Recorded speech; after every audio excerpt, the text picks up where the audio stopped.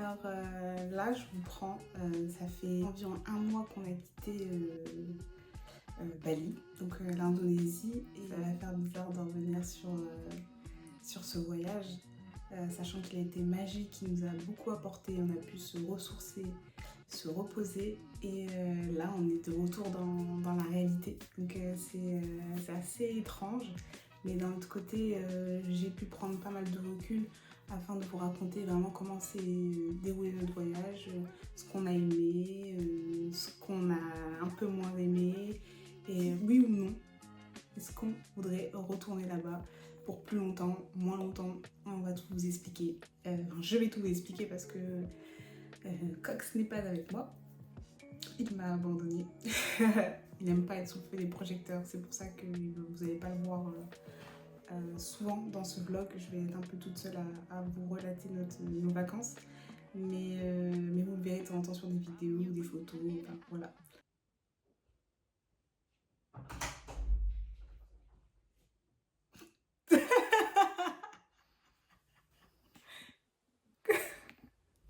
Est-ce qu'on entend trompe dans les endroits comme ça? Non mais viens.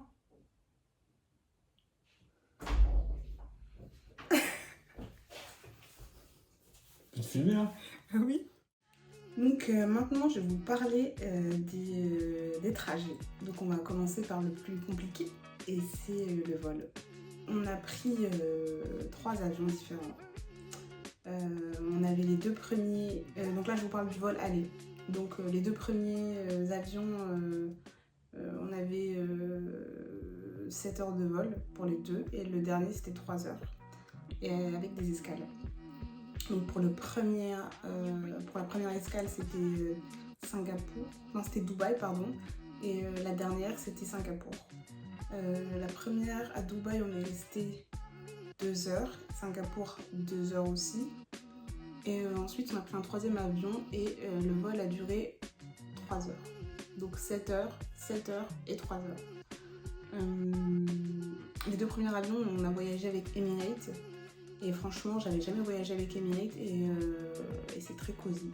C'est hyper cosy, on a tout comme dans tout le confort des grands vols, mais j'ai apprécié, c'est vraiment leur diversité, leurs divers films, sport, musique, c'était un peu plus poussé que dans les autres avions. J'avais pris déjà Air France, un plein d'autres gros avions, et là franchement Emirates c'était vraiment pas mal, j'ai vraiment bien aimé, même tout ce qui est design, c'était vraiment pas mal, j'ai vraiment aimé le confort d'Emirates, donc il n'y a rien à dire là-dessus. Mais enfin bref, moi il ne m'en fallait pas plus pour être à l'aise et bien et passer un bon vol. Il y avait aussi quelque chose que j'avais jamais vu dans les autres avions, peut-être que j'avais pas fait attention, c'est des caméras dans chaque angle de l'avion. Comme ça, quand même au démarrage ou même à l'atterrissage, on peut voir les angles de l'avion, on peut voir par exemple les gens décharger les valises, on peut voir comment dire, la piste d'atterrissage, on peut voir les nuages quand l'avion vole, enfin je trouvais ça super intéressant. Donc voilà, j'ai plutôt bien aimé enfin, je dirais, non, ça c'est du mensonge, je dirais pas que j'ai aimé ce trajet, mais ça aurait pu être plus inconfortable que ça. Plus inconfortable, c'était vraiment le 3e avion. Le 3e avion, parce que tout simplement, c'était pas qu'un avion comme Emirates, donc c'était pas un gros avion, c'était un avion low cost, Jetstar, voilà, c'est ça. Un avion asiatique, et franchement, il n'y avait pas de confort du tout. Bah, après, c'est pour des voyages beaucoup plus courts. En effet, on volait pendant 3 heures, et donc pas du tout de confort, on est serré. Je sais même pas s'il y avait une tablette où on pouvait dormir dessus. Peut-être, je sais plus, enfin bref, c'était très c'est un avion low cost quoi. Donc là j'ai un peu moins bien dormi, et puis on pouvait pas se dire bah tiens on va tuer le temps en regardant un film, en regardant une série, en écoutant de la musique, non, on pouvait pas. Si t'avais pas ton téléphone, c'était mort. Ni ton téléphone, ni tablette, ni ton ordinateur, c'était mort, tu pouvais rien faire. On va pas relire, du coup c'est ce qu'on a fait, parce que j'ai oublié de vous expliquer, mais on a été très intelligents.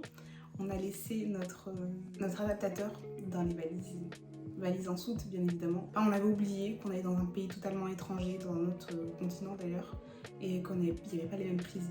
Donc c'était très bien, dans l'avion ils avaient prévu des prises USB, Sauf que je sais pas si vous êtes rendu compte, mais nous ne sommes plus au prise USB.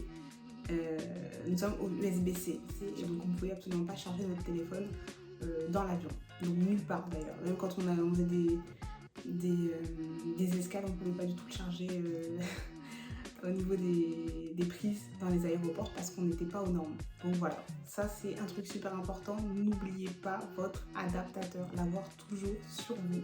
Parce que pour un voyage de 17 heures d'avion, dans ce cas-là, vous n'utilisez pas votre téléphone parce que à l'arrivée, il fallait justement qu'on puisse retrouver notre taxi, qu'on puisse contacter l'hôtel en cas de problème. Enfin, le téléphone est super important, donc on ne pouvait pas se permettre de gaspiller la batterie. Donc voilà, pour le vol aller.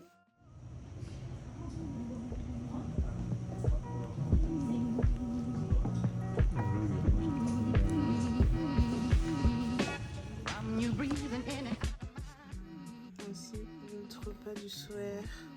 Ils m'ont mis un poulet entier à l'intérieur en plus. Aranquis. Let's eat. Donc voilà, nous allons manger notre premier plat. Kiki, qu'est-ce que tu peux en dire? Ben on a faim. Hein. On a très faim. Déjà la présentation c'est super. Ça donne trop envie. Oh, c'est une petite chips. C'est une petite chips. On va tester.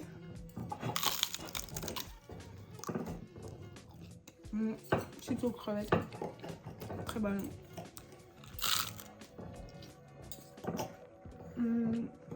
Alors qu'on entend le voyage.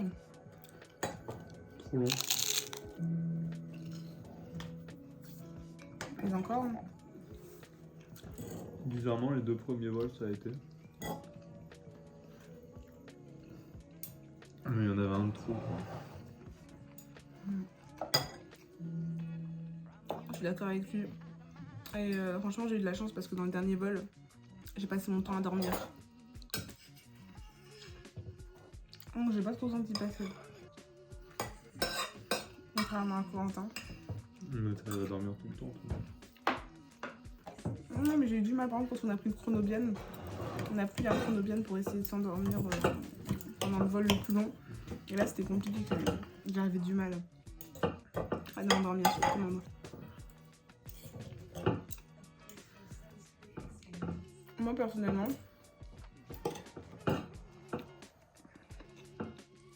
je m'attendais à pire. Je trouve que ça a été. Mais le pire de tout, c'est quand on est arrivé à Bali en fait. L'aéroport, c'est un enfer. C'est un enfer. Voir ton statut, ton passe médical entre guillemets pour la voyage du singe. Nous, on avait bien anticipé, donc ça a été pour nous. Mais il y en a plein qui devaient faire la queue, qui devaient remplir les documents. Ensuite, on s'est dit, bah tranquille, on a fait ça. On va pouvoir faire les visas. Les visas, on dit quoi? 60 €. Avant de faire ça, on a mis 1h30 à faire la queue. Non, peut-être pas 1h30, on a peut-être dû mettre 1 heure. Non. Moi je suis un peu, j'exagère, mais on a mis 30 minutes à faire la queue. Une queue gigantesque dans laquelle on devait attendre pour faire notre visa. Alors que nous, on pensait qu'on était déjà payé pour notre visa. On avait fait en ligne. Mais au final... Déjà, ils n'ont pas demandé ce truc-là. Non, ils n'ont pas demandé, donc on a payé dans le vide en fait. Et là, on a dû payer 60 € à nous deux, donc 30 € par personne pour le visa. Donc on est un peu choqués. Il y avait 0. Excellent. Tu veux goûter? Ah, c'est excellent. Ah, j'adore. Après, on prend un truc quoi. Ah, c'est excellent. Là, j'ai pris un... Non, ça. Bah, ouais, tu peux prendre aussi ça. Les deux, c'est super bon. J'ai pris un makiko. Je n'ai même pas dit ce qu'on a mangé. Ça, c'est un Maggi Goreng. Et nasi goreng, c'est avec du riz. Et moi, j'ai pris avec des nouilles. Moi, ça ressemble à ce que j'avais mangé. Des brochettes. À Munich. T'as mangé un truc comme ça? Ah oui, une soupe comme ça. Mais t'es pas allé dans un truc comme ça? Si, c'est vrai. Ta mémoire est bien bonne. Mais ça va, tu valides? Moi, c'est un 10 sur 10. Hein. Ouais, c'est bon. C'est excellent. Et dire que j'ai hésité avec des pâtes carbonara avant. On est à Bali, je voulais manger des pâtes carbonara.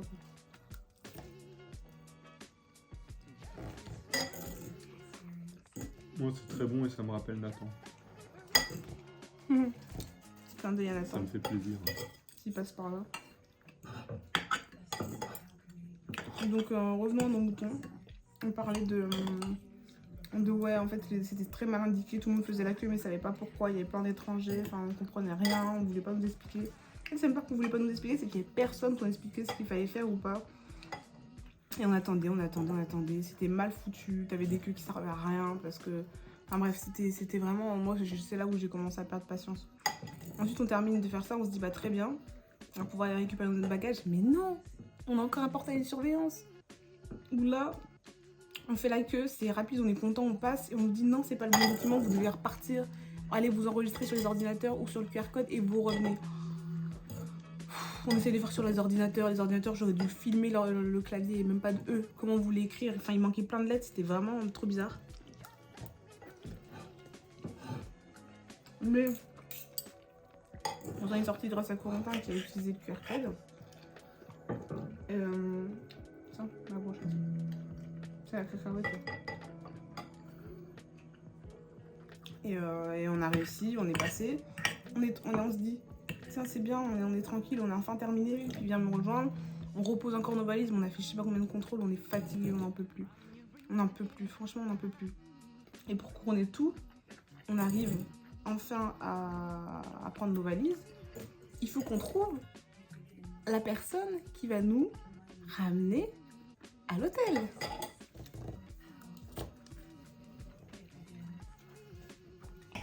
Un perso, pour ma part, j'avais très envie d'aller aux toilettes parce qu'on avait perdu tellement de temps. J'avais peur qu'il n'y ait plus personne qui nous attende. Enfin, on a passé au moins 1h30 entre le fait de sortir de l'avion et de récupérer nos valises. Et donc j'avais trop peur en fait qu'il n'y ait plus personne pour nous attendre. Donc je me suis dit, bah c'est pas grave, les toilettes, j'irai. Sauf que j'ai eu la bonne idée, c'est de vérifier combien d'heures, enfin combien de temps de route était notre hôtel de l'aéroport. On regarde sur Google Maps, on voit quoi? 1h30. Quoi? 1h combien? 1h30. Ok d'accord. En fait c'était vraiment 1h30. Au final on trouve un monsieur avec la pancarte avec nos prénoms et nos noms de famille. Et c'était 1h30. On a tellement souffert. Enfin moi personnellement j'ai souffert, en plus j'étais fatiguée. Moi la route ça me berce, alors 1h30 je vous dis pas. Après on a pu quand même visiter un petit peu de nuit. On a vu que les scooters ici c'était pas de la rigolade, les voitures non plus, le code de la route non plus. Mais Corentin il a pas dormi et moi je pouvais plus, j'avais envie d'aller aux toilettes, vraiment une envie pressante. J'ai dormi pour essayer d'oublier mon envie d'aller aux toilettes. Au final on est arrivé au milieu de nulle part. Qu'est-ce qu'il y a?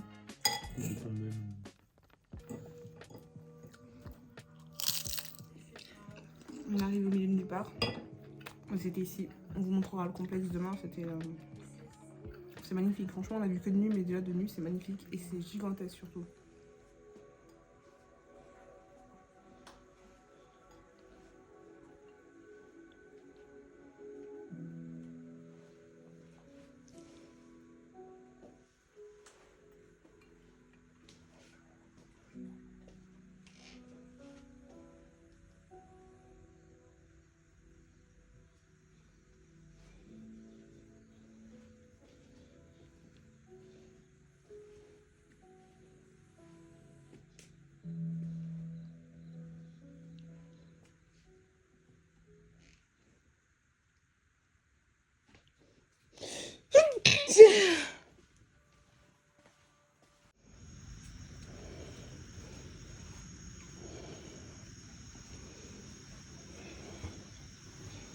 La salle de bain à l'extérieur, c'était très original.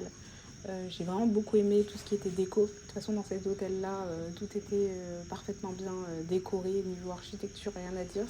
Par contre, c'était pas très pratique d'avoir les sanitaires à l'extérieur, pour ma part. Parce que si jamais tu te lèves la nuit et que tu as envie d'aller aux toilettes, il faut allumer toutes les lumières, tu es à l'extérieur. Donc si jamais il y a une bestiole, bah t'es foutu. Il y a des moustiques, tu te fais piquer aussi. Et pareil pour les douches. Pour la douche, à partir de 18h, comme il fait nuit, tu sais que tu vas arrêter d'en prendre parce que sinon tu te fais dévorer par les moustiques. Donc voilà, c'est beau.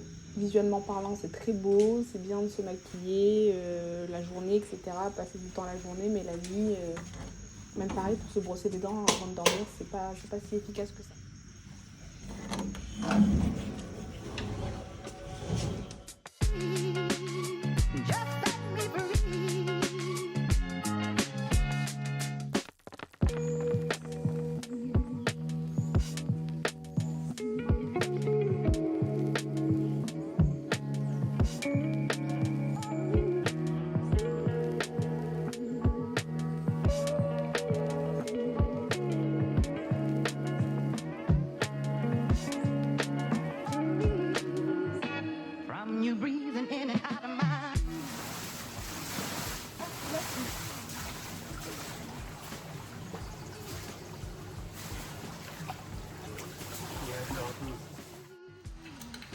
Par contre, on n'a pas utilisé l'eau du robinet ici parce que c'est pas potable, donc on prend cette bouteille-là. Voilà, tac. Et je me pincerai la bouche avec ça. Ils sont trop stylés, les petits verres et tout.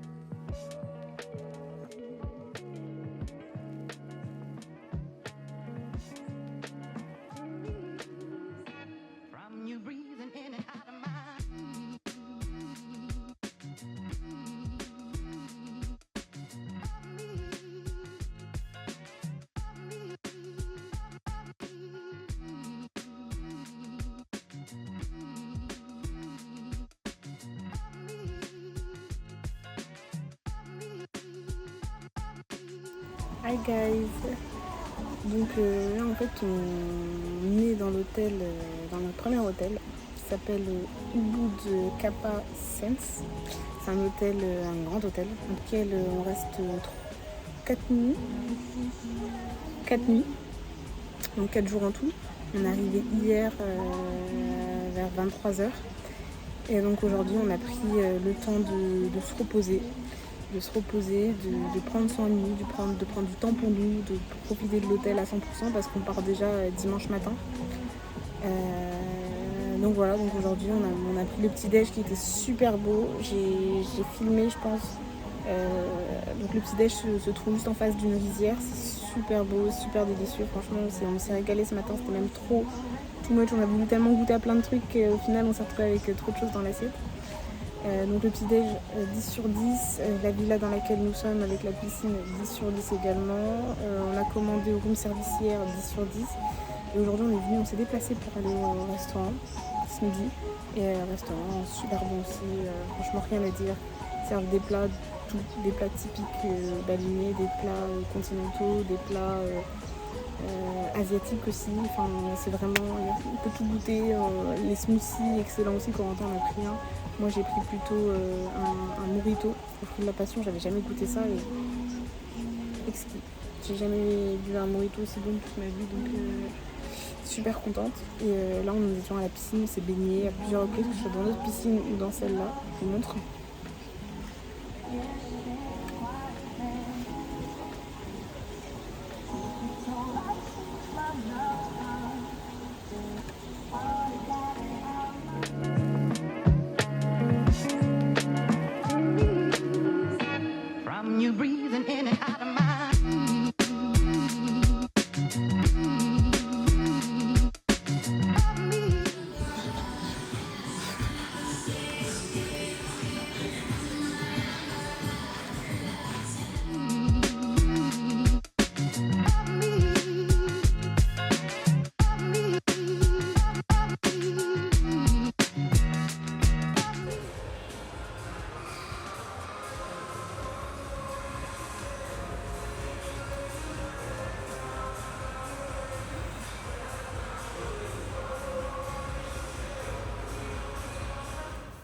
guys.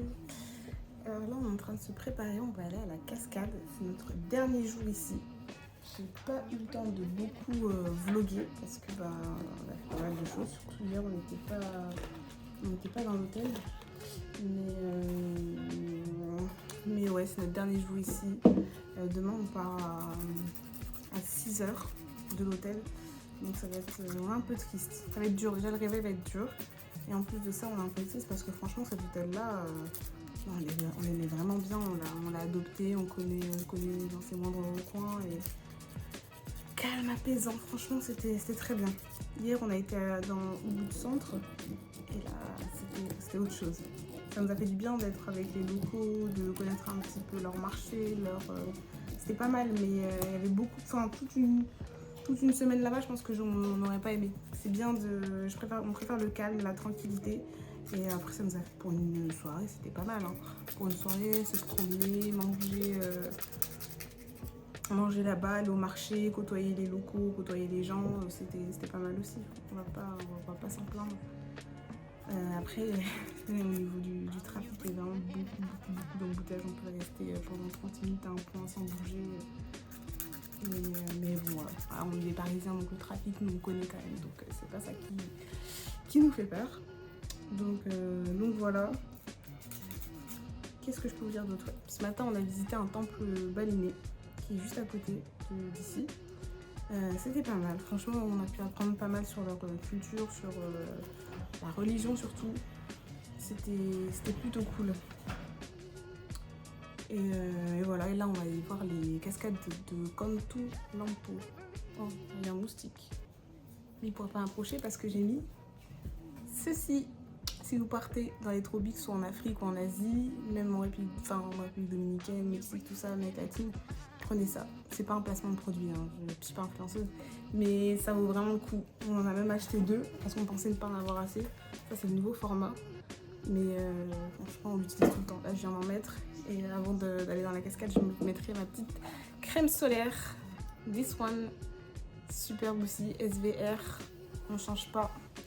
Je l'ai aussi pour mon visage, mais là c'est pour le corps, super. Pas de traces blanches. Bon, enfin bref, on arrête tout ça. Juste pour vous dire que là on va voir les cascades, je vais vous filmer tout ça. Et c'est notre dernier jour dans cet hôtel là, on est triste, mais on a hâte de voir ce que la suite du voyage nous réserve. Donc voilà. Finalement, nous n'avons pas été aux cascades de Cantalampo car le temps de trajet était de plus d'1h30 de route. Notre chauffeur nous a conseillé les cascades de Tenganungen, ça se prononce comme ça je crois, qui sont tout aussi belles et il y a beaucoup moins de monde car elles sont moins connues, le temps de trajet était plus court. Et par contre, je ne conseille pas ces cascades-là aux personnes qui ont des problèmes de genoux, parce que les escaliers étaient raides, il fallait vraiment faire attention pour descendre correctement. Et la montée, pas mal aussi, au retour. Mais sinon, c'était un super spot, super endroit.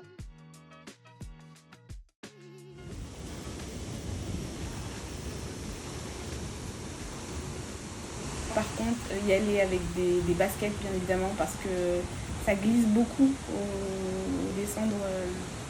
Au niveau de la cascade, ça glisse pas mal, donc avoir des bonnes baskets et après mais prendre peut-être des sandalettes ou des tongs dans son sac pour pouvoir les mettre dans l'eau, car oui, dans l'eau, il se trouve qu'il y a des galets, donc pas pratique d'y aller pieds nus, ça glisse beaucoup, donc prenez des sandalettes pour aller dans l'eau. Voilà, petit conseil.